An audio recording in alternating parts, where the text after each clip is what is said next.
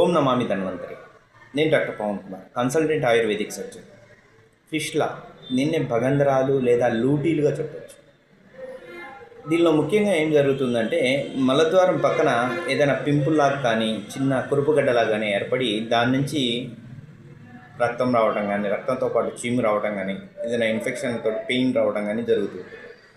దీనికి మెయిన్గా చేసుకోవాల్సింది ఏంటంటే, లోపల ఏనల్ కెనాల్ లోపల ఎక్కడైతే ఫిషర్ అనేది ఏర్పడుతుంటుందో అక్కడి నుంచి ఏర్పడిందా, లేదా ఏనల్ కెనాల్ లోపల ఏనల్ క్రిప్ట్ అంటారు, అక్కడి నుంచి ఇన్ఫెక్షన్ అయ్యి అక్కడి నుంచి ఏదైనా పెద్ద కురుపుగడ్డ ఏర్పడిందా అనేది కంపల్సరీ చెక్ చేయించుకోవాలి.